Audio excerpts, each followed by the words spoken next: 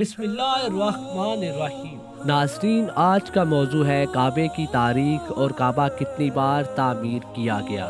جب حضرت آدم علیہ السلام بہشت سے زمین پر تشریف لائے تو بارگاہ الہی میں عرض کیا کہ خدایا، میں یہاں تو ملائکہ کی تسبیح و تکبیر سن سکتا ہوں اور نہ ہی عبادت گاہ دیکھ سکتا ہوں، جیسا کہ آسمان میں بیت المعمور تھا جس کے ارد گرد کے ملائکہ طواف کرتے تھے۔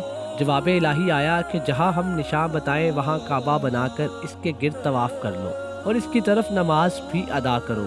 حضرت جبرائیل علیہ السلام ان کی رہبری کے لیے ان کے ساتھ چل پڑے اور انہیں وہاں لائے جہاں سے زمین بنی تھی، یعنی جس جگہ پر جھاگ پیدا ہوا تھا، اور پھر وہی جھاگ پھیل کر پوری زمین بنی۔ حضرت جبرائیل علیہ السلام نے اپنا پر مار کر 7ویں زمین تک بنیاد ڈال دی، جس کو ملائکہ نے 5 پہاڑوں کے پتھروں سے بھرا: کوہ لبنان، کوہ طور، کوہ جودی اور ہیرا اور کوہ طور زیتا بنیاد بھر کر نشان کے لیے چاروں طرف کی دیواریں اٹھا دی۔ اسی طرح حضرت آدم علیہ السلام نماز پڑھتے اور اس کا طواف بھی کرتے رہے۔ طوفان نوح تک کعبہ اسی حالت میں رہا اور اس وقت وہ عمارت آسمان پر اٹھائی گئی اور یہ کعبے کی جگہ اونچے ٹیلے کی طرح رہ گئی، مگر لوگ پھر بھی برکت کے لیے یہاں آتے اور آ کر دعائیں مانگتے تھے۔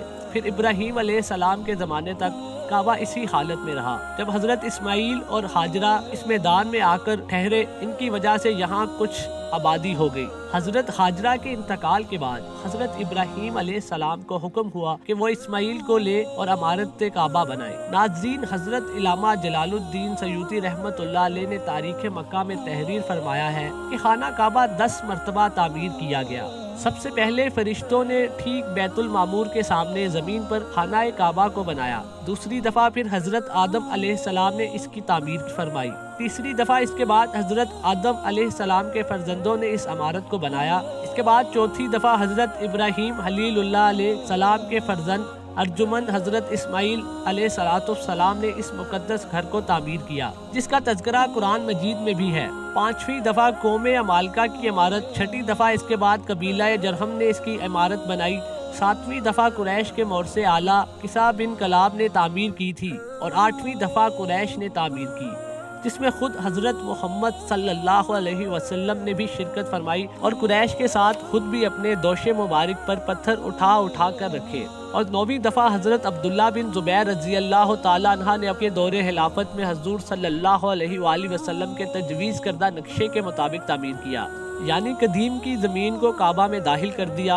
اور دروازے کو سطح زمین کے برابر نیچے رکھا۔ ایک دروازے کو مشرق کی جانب جبکہ دوسرے دروازے کو مغرب کی سمت بنایا گیا۔ 10ویں دفعہ عبد الملک بن مروان ظالم گورنر حجاج بن یوسف نے حضرت عبداللہ بن زبیر رضی اللہ تعالیٰ عنہ کو شہید کر دیا اور ان کے بنائے ہوئے کعبے کو ڈھا دیا اور پھر زمانہ جاہلیت کے نقشے کے مطابق بنا دیا، جو آج تک موجود ہے۔ خانہ کعبہ کو تعمیر ہوئے تقریباً 4000 سال کا عرصہ بیت چکا ہے۔ خانہ کعبہ کا پہلا دروازہ اسد امیری نے تعمیر کیا تھا۔